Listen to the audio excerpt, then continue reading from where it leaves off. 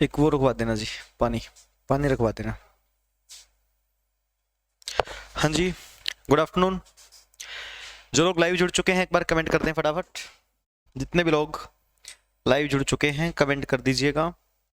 हम क्या पढ़ रहे थे ये बताएं जरा।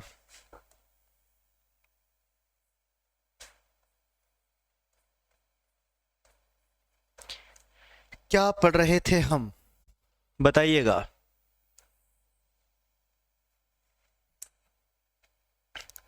हाँ जी, ममता, सौरभ, सरोज, बताइए क्या पढ़ रहे थे हम लास्ट क्लास में। जूना खां,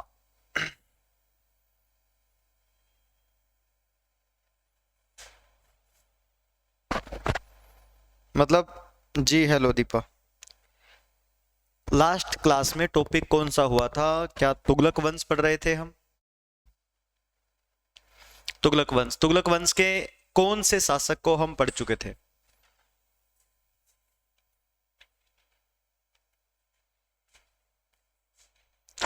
तुगलक वंश के कौन से शासक को हम पढ़ चुके थे, बताएं जरा। जूना खां को पढ़ चुके थे या पढ़ना था?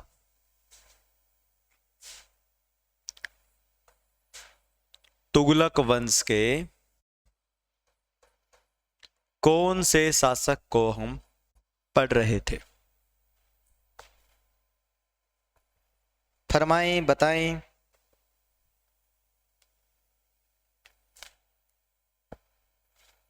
जी नमस्ते। जूना खां को पढ़ना था या पढ़ लिया था ये तो बता दो। गयासुद्दीन को पढ़ लिया था हमने, ठीक है। आज हमें दूसरे शासक को पढ़ना है ना। तो देखिए जी, तुगलक वंश के दूसरे शासक को हम पढ़ते हैं।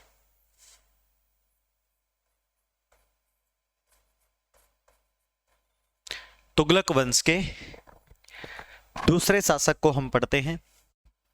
नाम है मोहम्मद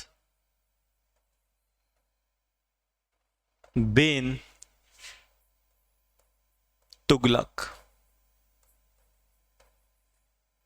मोहम्मद बिन तुगलक, ठीक है।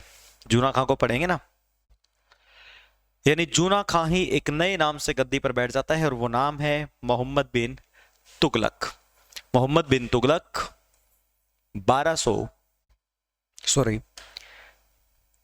1325 से लेके 1351 तक राज करेगा। मोहम्मद बिन तुगलक 1325 से लेके 1351 तक राज करेगा जी। मोहम्मद बिन तुगलक को वैसे तो हम माने कि इतिहास का सबसे पढ़ा लिखा शासक है, सबसे बड़ा विद्वान शासक है, लेकिन इसके साथ साथ एक मूर्ख शासक, पागल शासक और रक्त पिपासु भी इसको कहा जाएगा। रक्त पिपासु। मोहम्मद बिन तुगलक को विद्वान, मूर्ख, पागल या फिर रक्त पिपासु भी कहेंगे।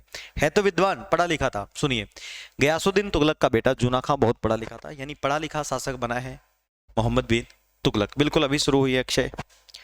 मोहम्मद बिन तुगलक को पढ़ा लिखा होने के साथ साथ मूर्ख शासक या पागल या फिर रक्त पिपासु कहते हैं, क्योंकि मैं नहीं कहता कि ये मूर्ख है। आप इसके काम देख लीजिएगा, आप खुद कह देंगे कि ये एक मूर्ख शासक है, मोहम्मद बिन तुगलक, ठीक है। देखिए जी, मोहम्मद बिन तुगलक ने अपने जीवन में 5 काम किए थे, एक भी पूरा नहीं हुआ। सुनिए मेरी बात। इसका पहला काम, राजधानी दिल्ली से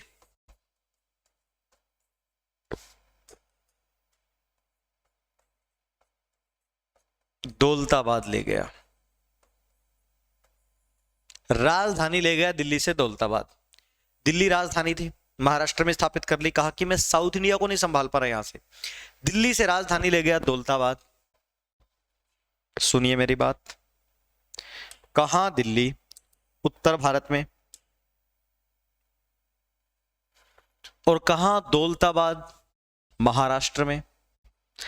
अब एक राजधानी को चेंज करने में कितना पैसा, कितना समय बर्बाद हुआ होगा? राजधानी यहां से यहां ले गया, दिल्ली से दौलताबाद। बंदे को दौलताबाद जाके समझ में आया कि अब दिल्ली को कैसे संभालूंगा। इसको लगा दौलताबाद से साउथ इंडिया को संभाल लूंगा मैं, अब दौलताबाद जाके दिल्ली कैसे संभालूंगा। तो राजधानी शुरू में ले गया दिल्ली से दौलताबाद, दौलताबाद से वापस दिल्ली। यह बंदे का पहला काम, असफल। दूसरा काम, इसने जो कॉइन्स होते थे टका, जो कॉइन्स होते थे टका, इसने बंद करवा दिए और उसकी जगह पे टोकन चलवा दिए।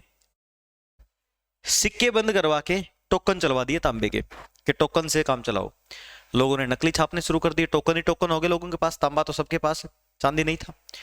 तो नकली टोकन छपने के कारण महंगाई बढ़ गई, इसने दोबारा से टोकन बंद किए, टोकन भी बंद कर दिए, दोबारा सिक्के चालू कर दिए। दूसरा काम इसका, चांदी के सिक्के बंद करवा के टोकन शुरू किए, फिर दोबारा बंद सिक्के। तीसरा काम, इसने एक जगह है कराचील, कराचील नाम की एक जगह है हिमालय में,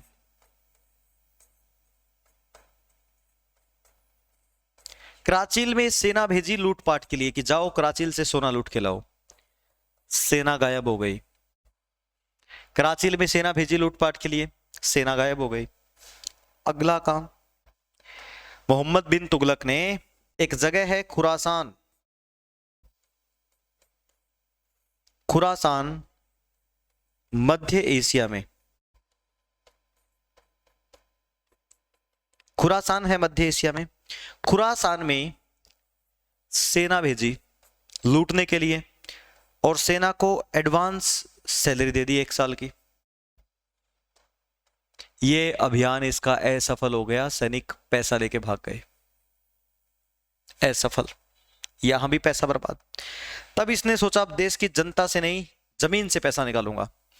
तब इसने जो दोआब का एरिया होता है ना, दोआब, इसने दोआब में, यानी 2 नदियों के बीच की जो जमीन होती है, दोआब में टैक्स बढ़ा दिया। इसने दोआब में टैक्स वृद्धि कर दी। जिस दिन दोआब में टैक्स बढ़ाया, अकाल पड़ गया, सूखा पड़ गया।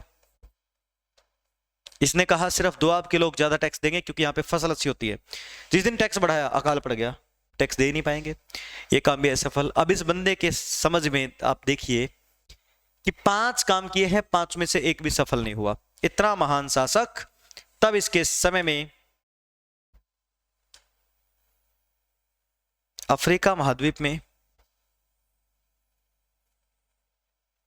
एक देश है Morocco,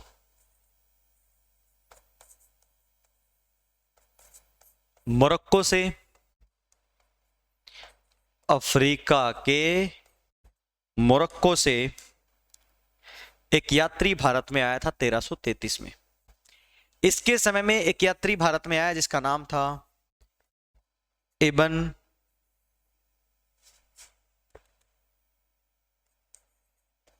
Battuta, Ibn Battuta.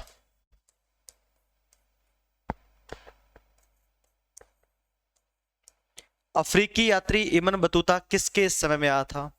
Mohammad बिन तुगलक के समय में। और इसने भारत में आकर एक किताब लिखी थी, रहला। तो मोहम्मद बिन तुगलक जो अपने कार्यों के लिए फेमस हुआ, इसके समय में एक अफ्रीकी यात्री मोरक्को से, अफ्रीका के कौन से देश से आया था? मोरक्को से आया था, जिसका नाम है इब्न बतूता। कहां से आया? मोरक्को से। कब आया था? 1333। किसके समय में आया था अफ्रीकी यात्री इब्न बतूता? मोहम्मद बिन तुगलक के समय में। कब आया था? 1333। कहां से आया था? मोरक्को, अफ्रीका से। क्या किया इसने? एक किताब लिखी। समझ में आ गई बात? मोहम्मद बिन तुगलक के बाद समय में ये सब हुआ। इसके समय में और भी कुछ हुआ था, वो भी मैं आपको बताऊंगा। एक बार आप लोग यहां तक नोट कर लें, फटाफट कीजिएगा नोट यहां तक अच्छे से।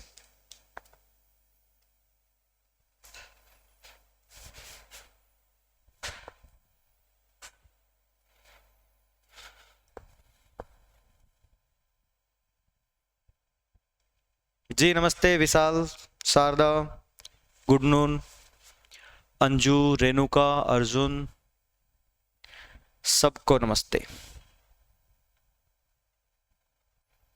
बताइए जरा, समझ में आया? अच्छा ये भी बताना, क्या आप लोगों को भी लगा ये तो मूर्ख था? तो बंदे ने 5 काम करवाए, एक भी सफल नहीं हुआ। वेरी गुड आफ्टरनून जी। पीडीएफ बिल्कुल मिल सकती है, पीडीएफ बता देंगे आप लोगों को। पहले आप लोग इसको फॉलो करें, पढ़ें जो करवाया गया है।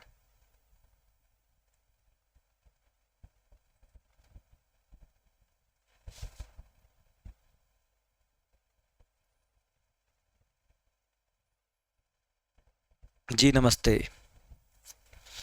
कीजिए नोट और बताएं साथ साथ में, समझ में आ रहा है क्या?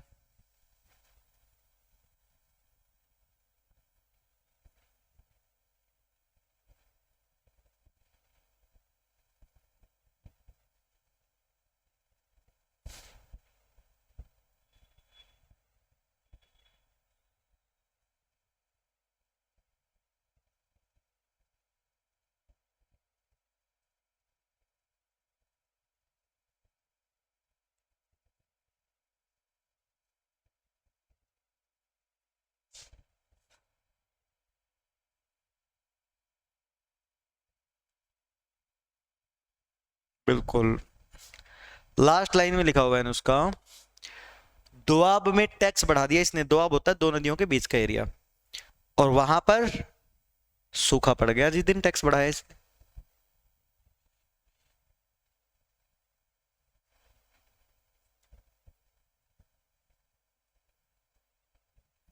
किसी को काम सक्सेस ना मिले, दैट मीन्स उसके तरीके ही गलत हैं। बिल्कुल सरदा, बहुत कुछ सीख सकते हैं। इसने बिना सोचे समझे ओवर एक्साइटमेंट में सब काम किए।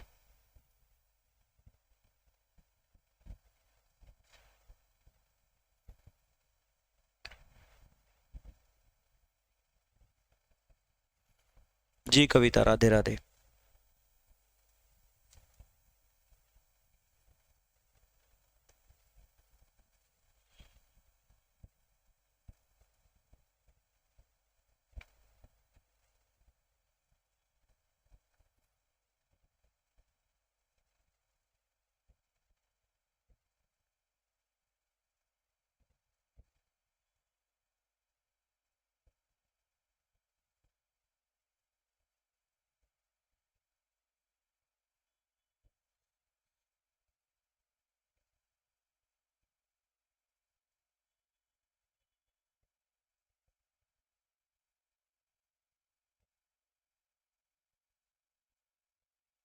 हाँ जी राकेश कुमार, बताइए, लिख करके बताएं सारे के सारे फटाफट।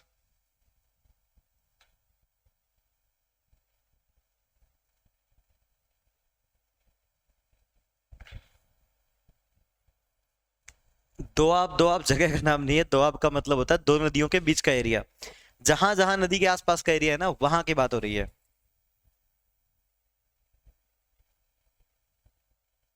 ठीक है, समझ रहे हो? चलिए बताइए, जिसने लिख दिया डन करिए, फिर मैं आगे चलता हूं।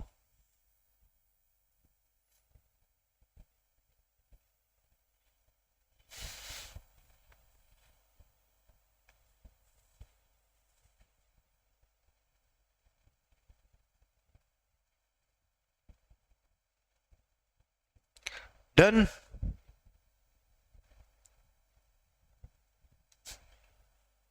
चलिए जी, देखें जी, आगे देखिएगा। मोहम्मद बिन तुगलक के समय में सिर्फ इतना नहीं है, इसके समय में एक और खास चीज हुई है। क्या हुई है देखिए। जब यहां चल रहा था मोहम्मद बिन तुगलक,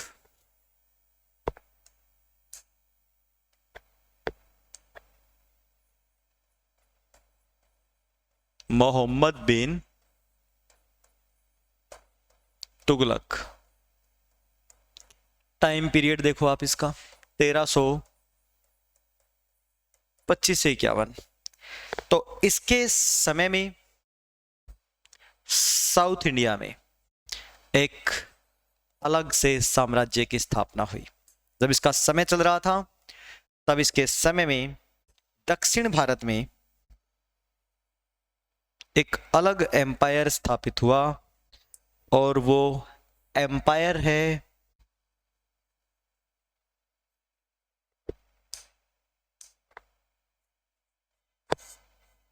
विजयनगर। इसके समय में दक्षिण भारत में विजयनगर साम्राज्य की स्थापना हुई। विजयनगर साम्राज्य की स्थापना हुई थी दक्षिण भारत में मोहम्मद बिन तुगलक के समय में। मोहम्मद बिन तुगलक जब राज कर रहा था तो उसके समय में विजयनगर साम्राज्य की स्थापना हुई, जिसकी स्थापना 1336 दो भाइयों ने की थी, हरिहर व बुक्का। तो पूछा जाता है विजयनगर साम्राज्य की स्थापना, जैसे उत्तर भारत में दिल्ली सल्तनत है ना, वैसे ही नीचे अब क्या होगा, विजयनगर। विजयनगर साम्राज्य की स्थापना 1336 में हुई थी। विजयनगर साम्राज्य की स्थापना, विजयनगर की राजधानी हम्पी, जो कि तुंगभद्रा के किनारे है, तुंगभद्रा नदी के किनारे कर्नाटक में। हम्पी जो है तुंगभद्रा नदी के किनारे है कर्नाटक में। और विजयनगर साम्राज्य में टोटल 4 वंश आए थे राज करने वाले। विजयनगर साम्राज्य के टोटल कितने वंश रहे थे, 4 वंश। 4 वंशों में सबसे पहले संगम वंश, सुलो वंश, तुलु वंश, अरावीडु। विजयनगर साम्राज्य में टोटल 4 वंश रहे थे, संगम वंश, सुलो वंश, तुलो वंश और अरावीडु वंश। टोटल 4 वंश रहे थे। इनमें जो हरिहर व बुक्का है वो संगम वंश के हैं। देखिए विजयनगर साम्राज्य में 4 वंश रहे थे, राजधानी हम्पी, बिल्कुल दोनों भाई थे ये। विजयनगर साम्राज्य का जो तीसरा वंश है वो सबसे प्रमुख वंश था, और इस वंश का सबसे प्रमुख शासक तीसरे वंश में था। अब हम उस प्रमुख शासक के बारे में पढ़ लेते हैं। विजयनगर साम्राज्य का प्रमुख शासक, विजयनगर का सबसे प्रमुख शासक,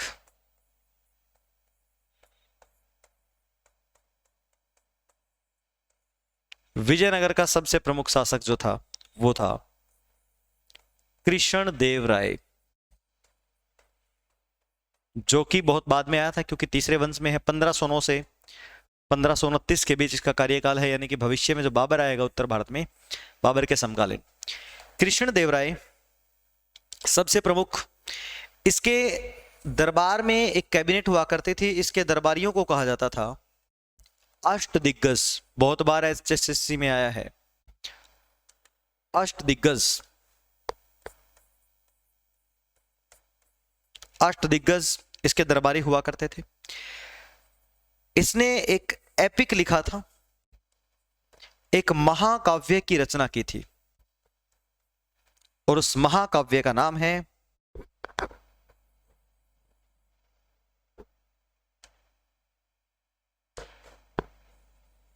अमुक्तामाल्यद।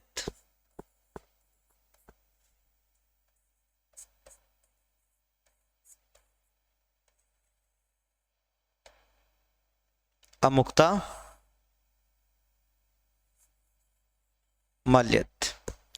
अमुक्तामाल्यद की रचना की थी, एक महाकाव्य है जो कि तेलुगु भाषा का है।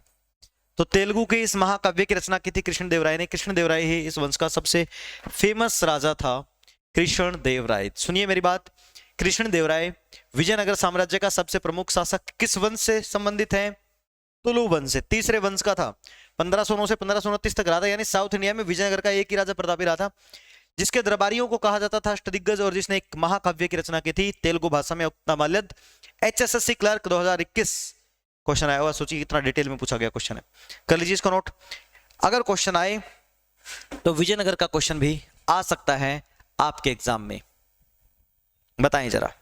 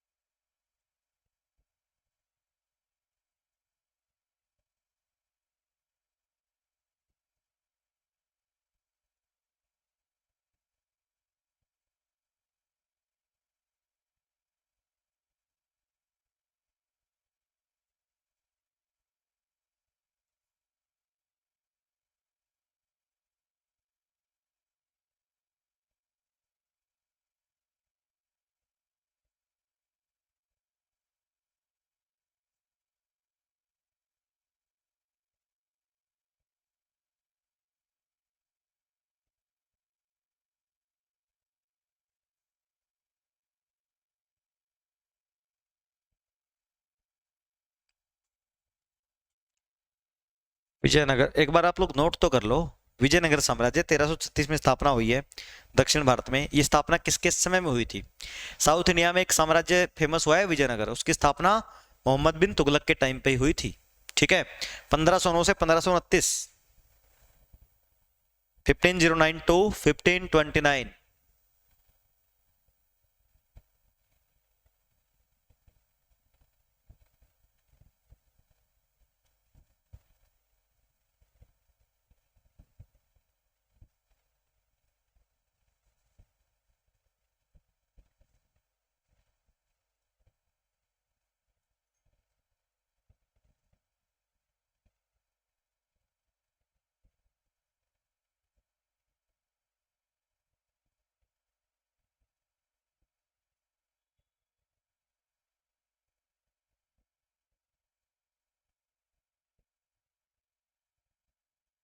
ठीक है,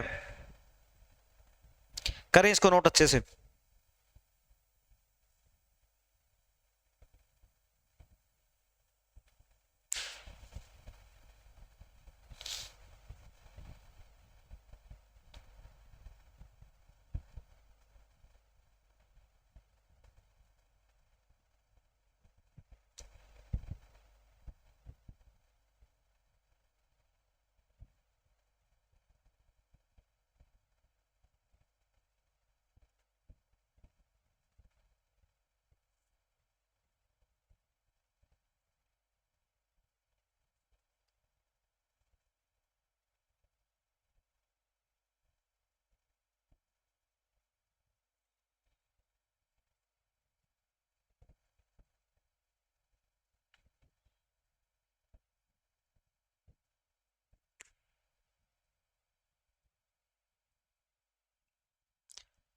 दरबारी दरबारी जो है, इसके दरबार में कैबिनेट हुआ करती थी, उनको बोलते थे अष्टदिग्गज।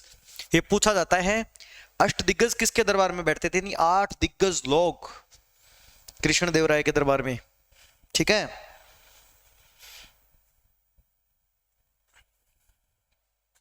बताओ भाई, डन लिखो।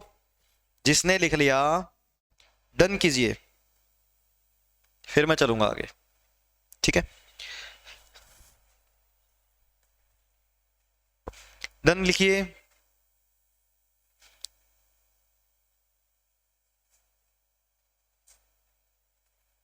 हो गया,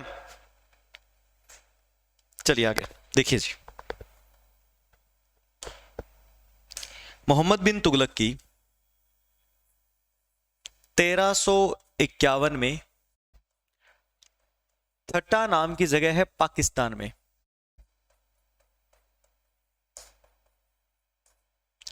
थट्टा में मृत्यु हो गई। थट्टा में गया हुआ था मोहम्मद बिन तुगलक, वहां पे इसकी डेथ हो गई। अब इसकी मृत्यु पर किसी ने एक टिप्पणी की है, किसी व्यक्ति ने कुछ कहा है। इसकी मृत्यु पर कहा गया है राजा को प्रजा से व प्रजा को राजा से मुक्ति मिल गई।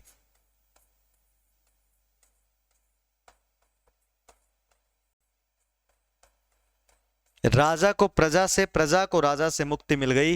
ये बात किसके बारे में कही गई है, ये पूछा जाता है जी।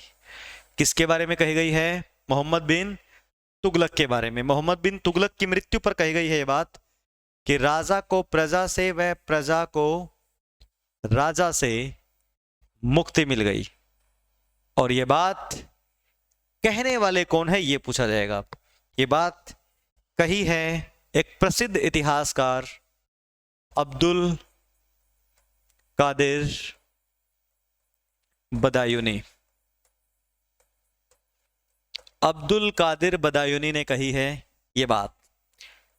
अब सुनिए मेरी बात। अब्दुल कादिर बदायूनी जो है वो अकबर का दरबारी था। अब्दुल कादिर बदायूनी कौन था? अकबर का दरबारी था। और इसने ही महाभारत का फारसी अनुवाद भी किया था।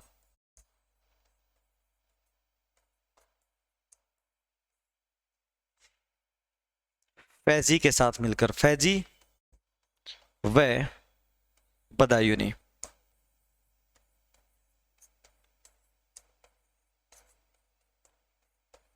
महाभारत का फारसी अनुवाद फैजी व बदायूनी दोनों ने मिलकर के किया था। ठीक है, तो अब्दुल कादिर बदायूनी ने कहा था राजा को अपनी प्रजा से, प्रजा को अपने राजा से मुक्ति मिल गई। ये बात किसके लिए, किसने कही है? बिल्कुल सही बात है, दोनों ही तंग थे, राजा भी प्रजा भी। राजा तो तंग था ही, प्रजा भी थी। राजा डिसीजन नहीं ले पा रहा था तो ये पूछा जाता। देखो अगर मोहम्मद बिन तुगलक का क्वेश्चन आया, या तो उसके वो 4 काम 5 काम, या इब्न बतूता, या विजयनगर साम्राज्य, और या ये बदायूनी के बारे में पूछा ही पूछा जाएगा। यानी 4 टाइप बन गए अकेले मोहम्मद बिन तुगलक के बारे में। अब थटा में इसकी डेथ हो गई, थटा में ही इसका कजन, इसका चचेरा भाई फिरोज शाह तुगलक गद्दी संभाल लेता है। अब हम पढ़ेंगे फिरोज शाह तुगलक को, एक बार इसे नोट कीजिए जी। Very good afternoon Aarti.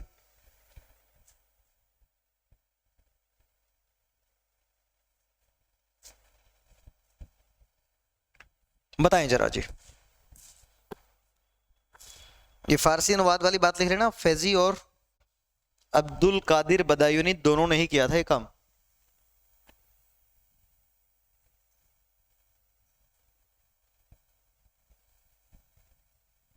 Thank you ji, thank you Aarti. Moroccan language आएगा ये कविता रानी, मोरक्कन, मोरक्को से आया था ना ये।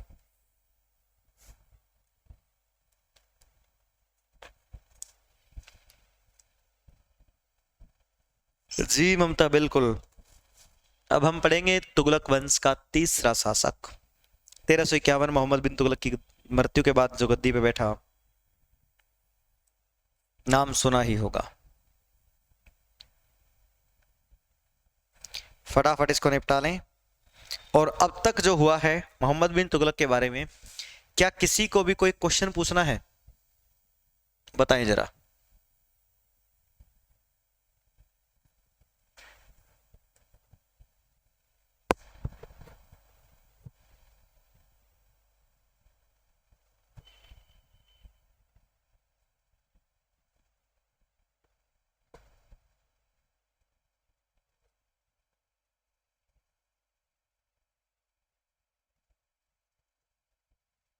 हो गया?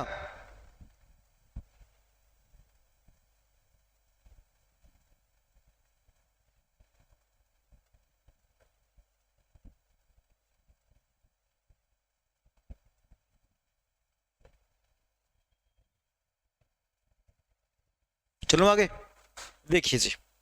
अब हम पढ़ते हैं फिरोज शाह तुगलक को। तीसरा शासक,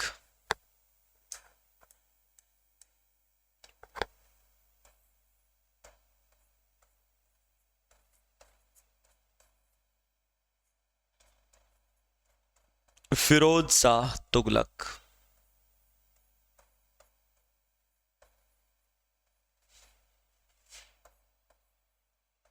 1351 से लेके 1388 तक। ठीक है, 1351 से लेके 1388 तक फिरोज शाह तुगलक गद्दी पर बैठेगा जी। फिरोज शाह तुगलक को किसी पर्टिकुलर नाम से पुकारा गया।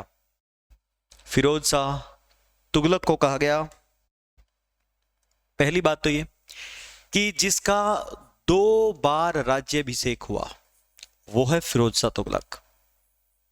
2 बार राज्याभिषेक हुआ वो है फिरोज शाह तुगलक। एक बार हुआ ठट्टा में और दूसरी बार हुआ दिल्ली में। एक बार ठट्टा में राज्याभिषेक करवाया और दूसरी बार दिल्ली में करवाया। फिरोज शाह तुगलक।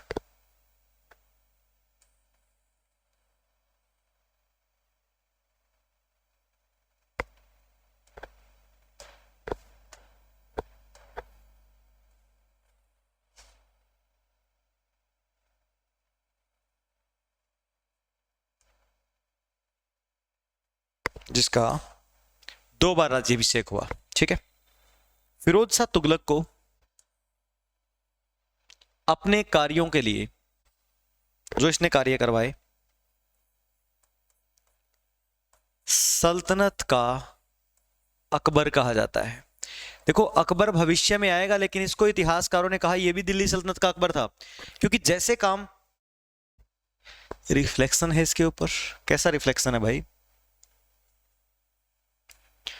जैसे काम अकबर ने भविष्य में करवाए थे ऐसे काम फिरोज शाह तुगलक पहले करवा चुका था। अब देखिए, फिरोज शाह तुगलक के कार्यों को 2 भागों में बांटा गया है। फिरोज शाह तुगलक ने कार्य जो करवाए, इसके कार्यों को 2 भागों में बांटा गया है। फिरोज शाह तुगलक को दिल्ली सल्तनत का अकबर कहा गया, क्यों? इसके कार्यों को लेकर के। फिरोज शाह तुगलक 2 बार राज्याभिषेक हुआ। सुनिए मेरी बात, 1351 से 88 के बीच रहा। 2 बार राज्याभिषेक हुआ। इसको सल्तनत काल का अकबर कहते हैं क्योंकि इसके काम ऐसे थे अकबर जैसे। इसके जो काम थे वो 2 भागों में बांटे गए। एक तो इसके आर्थिक कार्य और दूसरा इसके प्रशासनिक कार्य। आर्थिक कार्य व प्रशासनिक कार्य। तो पहले हम पढ़ते हैं फिरोज शाह तुगलक के आर्थिक कार्यों को। फिरोज शाह तुगलक के आर्थिक कार्यों को हम पहले पढ़ेंगे। ध्यान से सुन लो जी बात एक एक। आर्थिक कार्यों में सबसे पहले आएगा आय, फिर आएगा कर और फिर आएगा सिक्के। आय, कर, सिक्के। फिरोज शाह तुगलक के आर्थिक कार्यों में आय, कर, सिक्के। एक बार आप लोग जहां भी हैं, जैसे भी हैं, मेरे साथ बैठ करके। ब्राइटनेस ज्यादा है क्या? दिख तो रहे होंगे अक्सर आप लोगों को यार, सब कुछ दिख रहा है, बस वही बात है ना। ज्यादा एक्स्ट्रा सुविधा के आप लोग वो कर देते हैं, पढ़ाया कैसा जा रहा है उस पर नहीं देखते। आय, कर, सिक्के। क्या क्या है? आय, कर, सिक्के। सबसे पहले देखिए आय। फिरोज शाह तुगलक ने पहली बार राष्ट्रीय आय निकाली थी। देश में पहली बार राष्ट्रीय आय का बायोडाटा किसने दिया था? फिरोज शाह तुगलक ने। इसके समय में जो राष्ट्रीय आय निकाली थी वो 6 करोड़ 80 लाख के लगभग थी। 6 करोड़ 80 लाख के लगभग। ठीक है। कर, 5 कर लगाए थे फिरोज शाह तुगलक ने। 5 प्रकार के टैक्स लगाए थे फिरोज शाह तुगलक ने।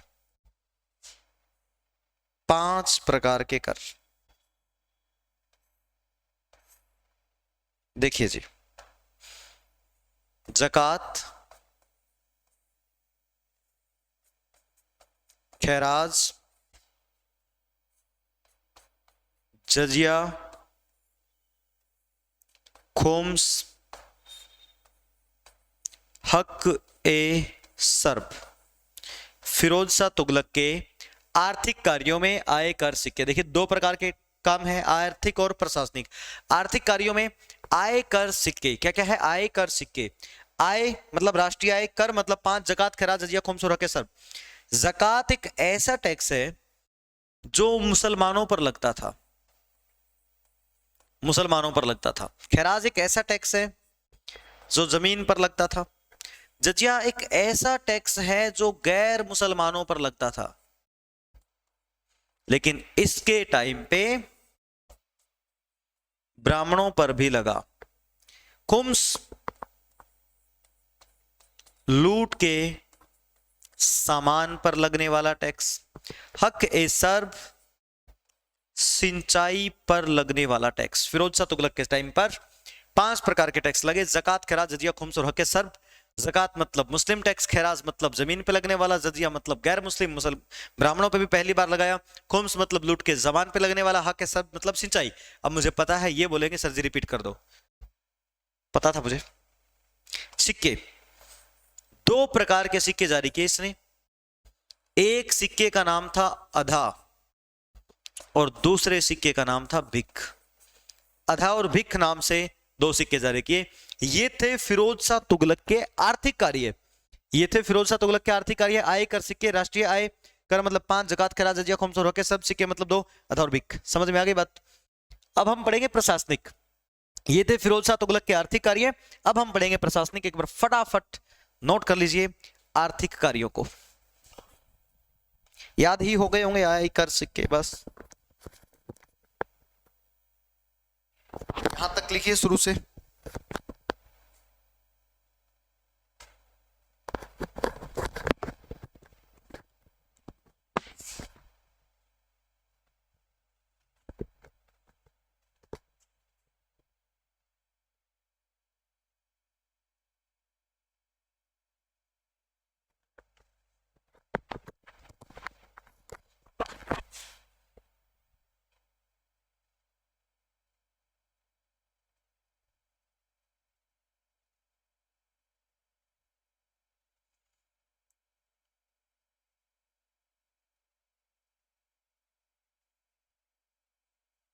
उसके बाद देखते हैं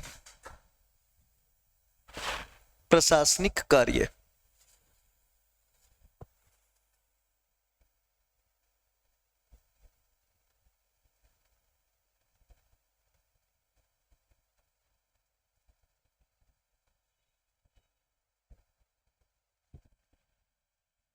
thank you ji, thank you.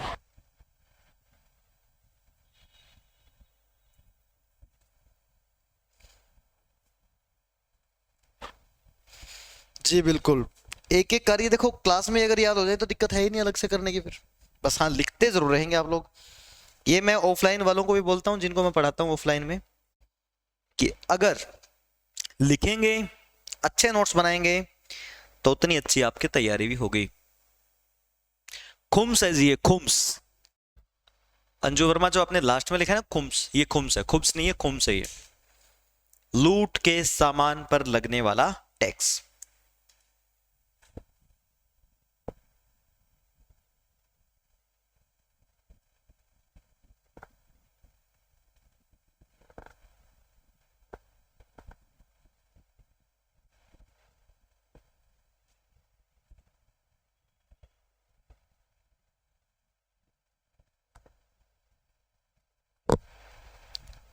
क्या सबको दिखाई दे रहा है? सुरेंद्र को दिखाई नहीं दे रहा भाई, कह रहे हैं ये। मुझे तो लग नहीं रहा कि ऐसा कुछ है जो दिखाई ना दे रहा हो। बताइए जरा। नोट करते हैं, लिखे डन, फिर मैं आगे करता हूं। सारे लिखो डन, जिन्हें नहीं लिखा हो वो लिखे वेट सर।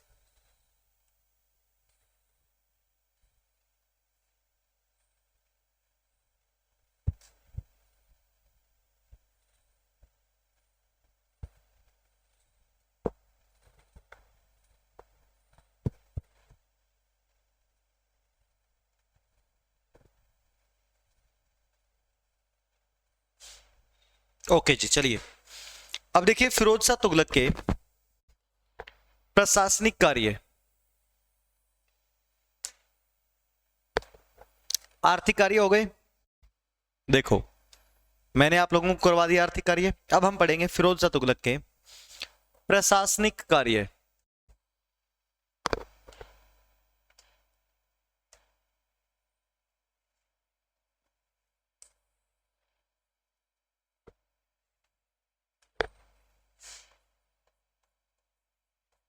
प्रशासनिक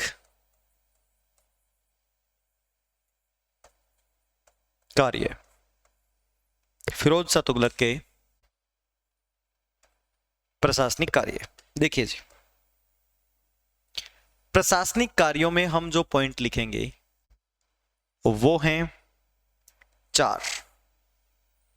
आर्थिक कार्यों में हमने 3 पॉइंट लिखे थे। क्या क्या थे बताना एक बार, फटाफट कमेंट करके देखता हूं कौन कौन बताएगा। आर्थिक कार्यों में हमने जो 3 पॉइंट लिखे थे वो कौन कौन से थे, फटाफट बताइए। जो 3 पॉइंट हमारे थे, आयकर सिक्के, यहां पर है नगर भवन विभाग और नहरें। क्या क्या है, नगर भवन विभाग नहरें, नगर भवन विभाग नहरें। वेरी गुड, नगर भवन विभाग नहरें। ऐसे ही बोलना एक बार मेरे साथ, नगर भवन विभाग नहरें। सबसे पहले देखिए नगर, फिरोज शाह तुगलक ने 300 से ज्यादा नगर बसाए, 300 से ज्यादा नगर बसाए, जिनमें 5 प्रमुख नगर थे। 300 से ज्यादा नगर बसाए जिनमें से 5 प्रमुख नगर थे, और वो 5 नगर हैं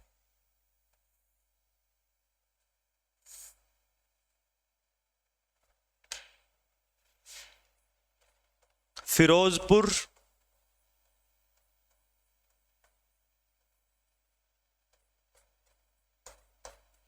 फिरोजाबाद, जौनपुर, फतेहाबाद, हिसार।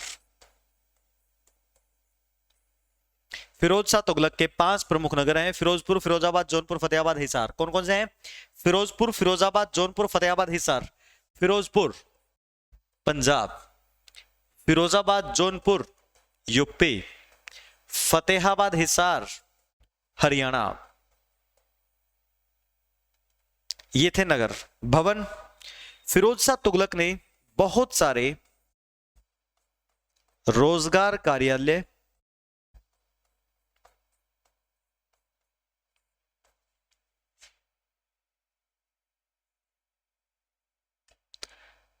अस्पताल,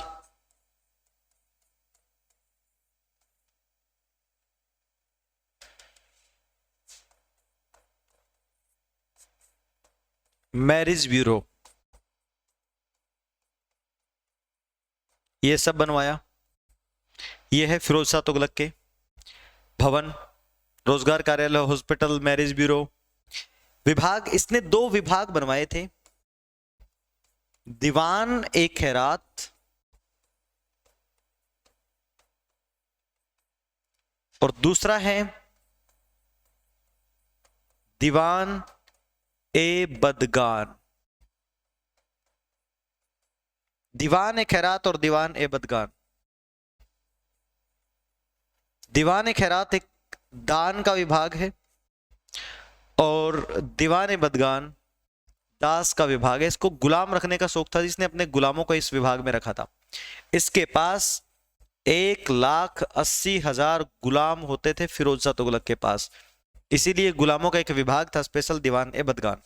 नहरें, इसने नहरों का विकास करवाया था फिरोज शाह तुगलक ने, और हरियाणा में नहरें शुरू करने का क्रेडिट भी इसी को जाता है। पूरे इंडिया में जाल बिछाया था इसने। ठीक है, तो ये थे फिरोज शाह तुगलक के प्रशासनिक कार्य। सिंपल सी बात है,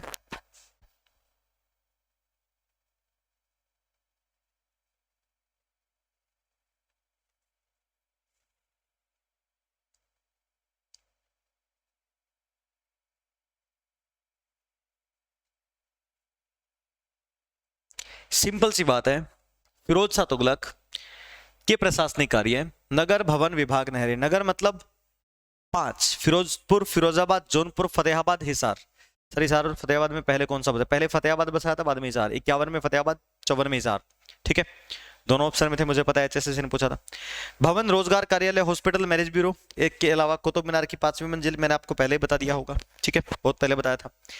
इसके अलावा विभाग, दीवाने खैरात और दीवाने बदगान। खैरात दान का विभाग, बदगान दास का विभाग। 1,80,000 गुलाम होते थे इसके पास। और उसके अलावा नहरें, इसने नहरों का विकास करवाया। कीजिए इसको नोट अच्छे तरीके से। Devendra Kumar, I am speechless, there is no word.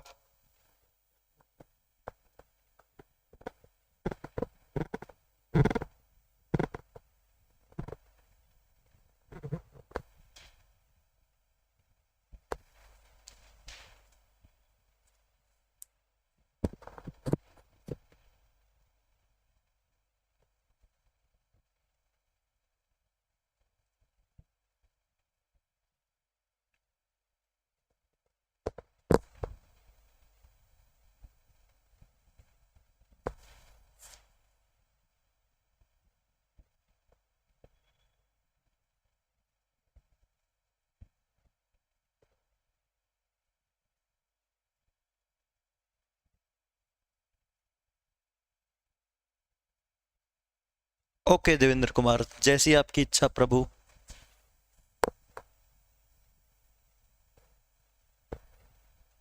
बताएं जी, है कोई समस्या?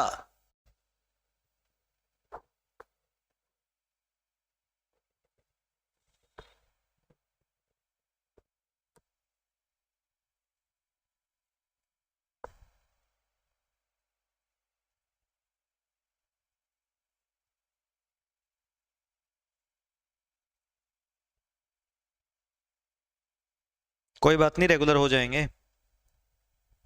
कहो तो कल भी ले लेंगे class.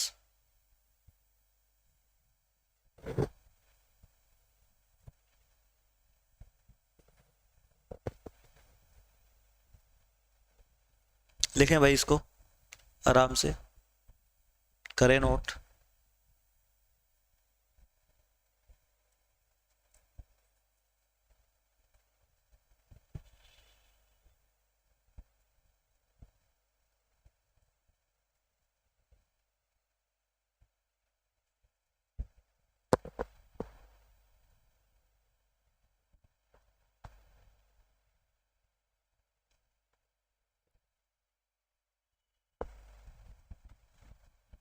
Thank you Kavita ji, thank you.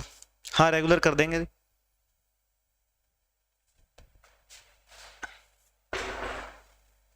बिल्कुल रेगुलर कर देंगे, रेगुलर।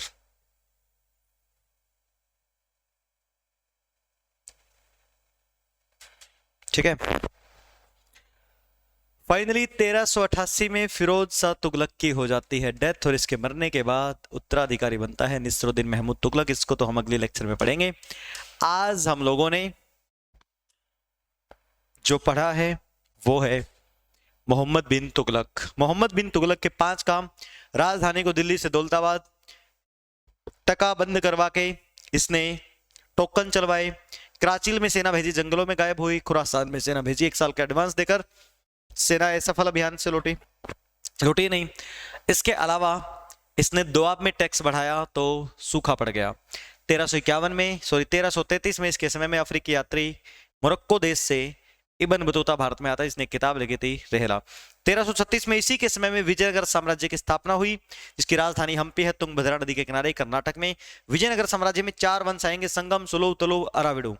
तीसरा जो वंश है तुलु, उसमें सबसे प्रमुख राजा था कृष्णदेवराय, 1509 से 1529 तक रहा था, बाबर के समकालीन। उसके दरबार में हुआ करते थे अष्टदिग्गज, उसके दरबारियों को कहते थे अष्टदिग्गज। उसने एक महाकाव्य यानी एपिक रचना की थी तेलुगु भाषा में, जिसका नाम है अमुक्ता माल्यद। ठीक है, मोहम्मद बिन तुगलक की 1351 में डेथ हो जाती है। इसकी मृत्यु पर कहा था राजा को अपनी प्रजा से, प्रजा को अपने राजा से मुक्ति मिल गई। ये बात किसने कही थी? अब्दुल कादिर बदायूनी ने, जो कि अकबर के समकालीन था, जिसने फैजी के साथ मिलकर महाभारत का फारसी अनुवाद किया था। उसके बाद ठट्टा नाम की जगह पे उसकी डेथ हो जाती है और फिर फिरोज शाह तुगलक गद्दी पर बैठता है। फिरोज शाह तुगलक 1351 से 1388 तक रहता है जी। इसे सल्तनत काल का अकबर कहते हैं। 2 बार राज्याभिषेक हुआ इसका।